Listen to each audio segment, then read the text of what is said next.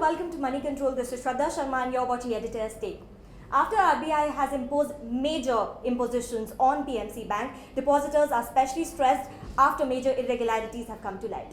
In today's edition, joining us is Ms. Lata Venkatesh to give more details on that. Hi and welcome to the show.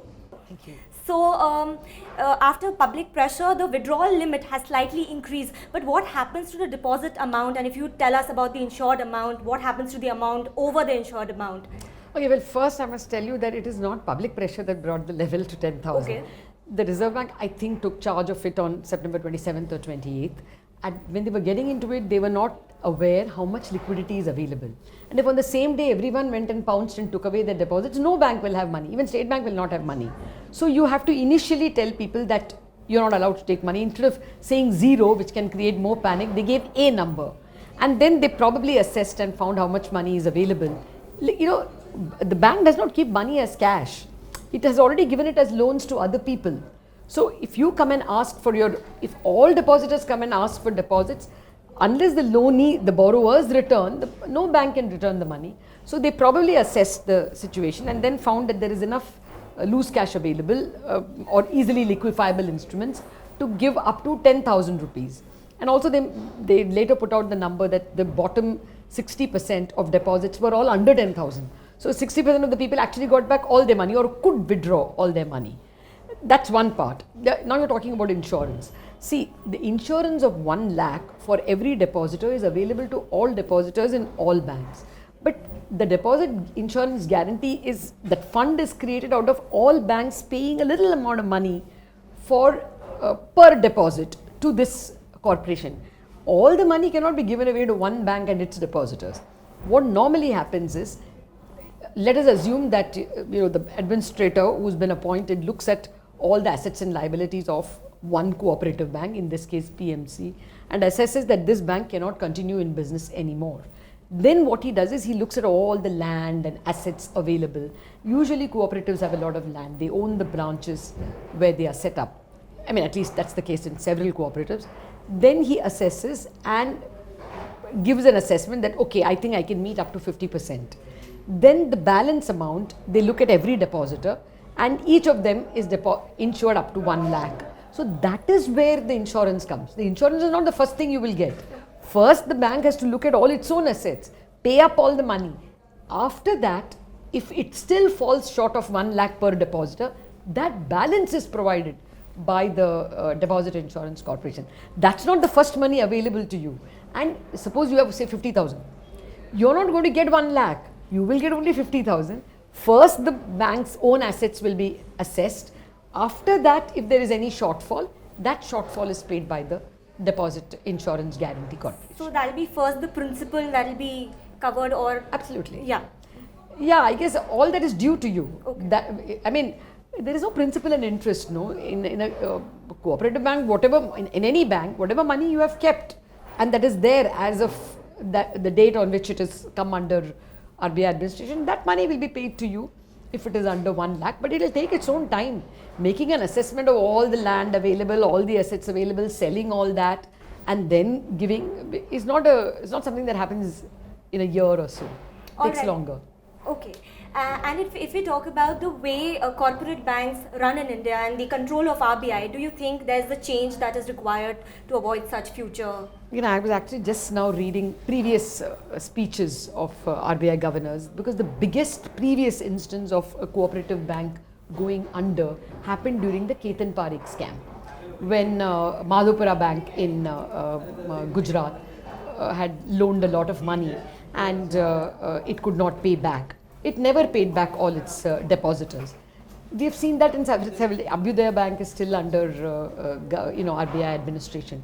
Now at that time, Dr. Jalan has actually made a plea to the central government that nobody is controlling. It's a dual control system. It's also dual control actually in public sector banks, because the government appoints the CEO, the MDs, the EDs, and RBI cannot remove a CEO of a PSU bank. The same structure applies in a way in cooperative banks, where the state government is in charge of who is the MD, they write the rules. The registrar of cooperatives actually is in charge of whether elections are conducted. that is one way in which cooperative banks are different. If it's a multi-state cooperative bank, the concerned state governments and the central governments are involved in the running. And then you know how cooperatives were formed. Initially, Maharashtra had a very healthy cooperative movement. Gujarat had a milk cooperative movement. Maharashtra had a sugar cooperative movement. Along with it were the primary credit cooperatives also. The depositor is also the shareholder and he is also the borrower. So it doesn't work on the principles of a commercial bank. It is therefore difficult to apply the principles, and Dr. Bimal Jalan actually in the 2000 speech makes an impassioned plea to the central government, asking them to set up an apex body which will supervise, because RBI does not have the wherewithal. He is almost admitting that in that speech. So what I'm trying to say is that it is the RBI was almost never able to guarantee all the deposits in cooperative banks, and they have a high mortality rate. Many cooperative banks have not been able to give back all the money to their depositors. In some cases, they have been able to sell, or the administrator comes in, sells all the assets and returns. So it is a given that Reserve Bank cannot, has not been able to regulate, and they have very often told the government that, but the government has no fallback. So they've pushed back and said, no, it stays with you. It is true that it requires a change. RBI has been asking for it for 20 years.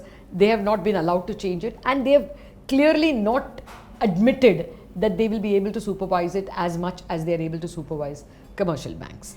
And taxpayers' money has, for instance, in Global Trust Bank, that was a commercial bank. It was just merged into OBC. Sangli Bank was merged into, I think, ICICI. Bank of Rajasthan was merged into ICICI. United Western Bank was merged into, I think, IDBI Bank. I think Sangli Bank was Canara Bank. I don't remember. But, all of them were not allowed to sink. Okay. But cooperative banks, the government or the RBI has not given this guarantee. So if you look at the action, previous instances, commercial banks, the behavior of the government is that they do underwrite the depositor in a way, although it is not written in the law that a depositor will not lose money in a commercial bank. But in cooperative bank, the way governments and RBI have behaved in the past, they have allowed some of them to sink. And this is not only an India practice. Even in the US, the savings and what are they called? The loans and savings banks, I forget the name. Those are allowed to sink. But commercial banks, Northern Rock, United Kingdom did not allow it to sink. Although there is no law that they will protect the depositor. But in these small credit societies, most governments allow them, if they have misappropriated money or manhandled or not been able to recover, they are allowed to default on their depositors. Now, we don't know what way this will happen, but the fact of the matter is the Reserve Bank has always said it cannot regulate cooperative banks so thoroughly, and by practice, they have allowed cooperative banks to default. They have not allowed commercial banks to default. So that difference is something we as depositors should accept. Cooperative banks give you more interest, they also give you shareholder dividend, so you earn more, high risk, high return, but high risk. We ought to know that as depositors. So high return and high risk. Thank you for the valuable insights on that. What a delightful conversation. That's all for today's episode of Editor's Take. But for more news, views and updates, stay logged on to moneycontrol.com. Thanks for watching.